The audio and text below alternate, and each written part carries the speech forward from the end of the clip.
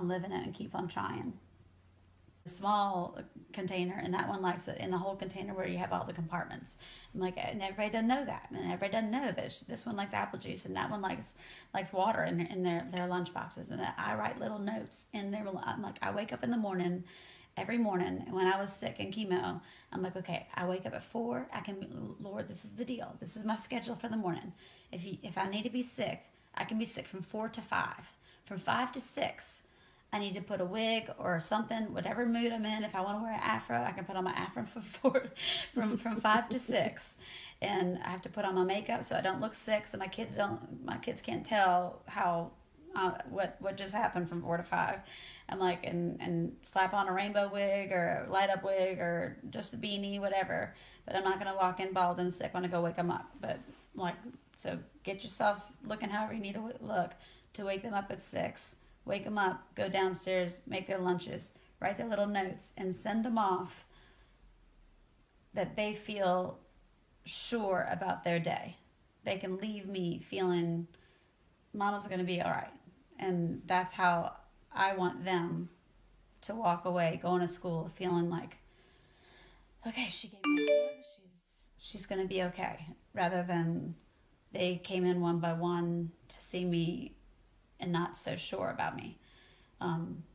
But that's important to me, all those little things. And so I think about that, and I think about if something were to happen to me, who's going to know how to do that? Who's going to know how to do this? Who's going to know that on Tuesdays you have to sign their test folders, on this day you have to do all this thing, and she doesn't really like to sit in car line after this such and such a time.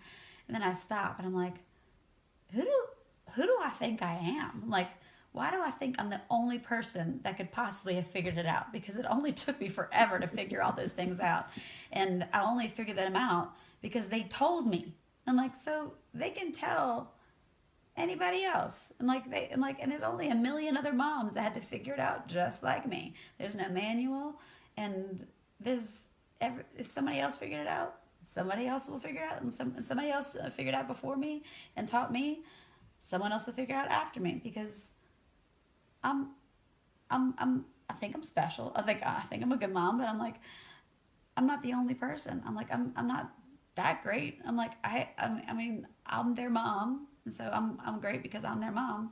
But even if somebody else did it exactly like me, there'll be somebody else doing it like me. It won't be the same. So if I think that I have to recreate the wheel and write everything down just perfectly so that somebody else could take it over, someone else after me will have to do it the way they do it.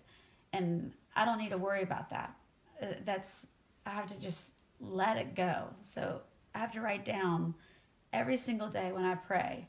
I write this down, and I have to write it down every day and hand it over to God, literally, and say, Lord, I give you my life. I give you my body. I give you my children. I give you my husband. And I just hand it over to him. I'm like, I trust in you. And oh my gosh, what a weight off of my shoulders.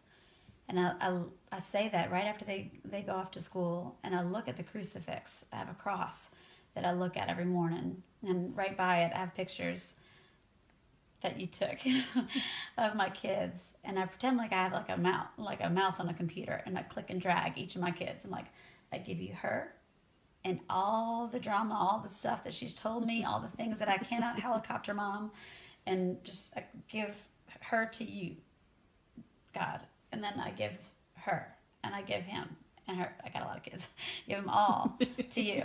And I lay them at the foot of your cross, because that's a third parent. He's a third parent. And if anybody else came to the door and knocked on the door and said, hi, I'm so-and-so, you've never met me or seen me, but I actually knew your kids before you, and I love them more than you. And yeah, I just want to let you know that you don't have to worry about all that stuff, because I'll take care of your kids. I'm like, get out of my house. And I'd punch him in the face probably. But God, I'm okay with, and he knew my kids and my husband first. He knew me first, and he actually loves us all most. So if I think that I love my kids and my family as much as I do, he trumps me.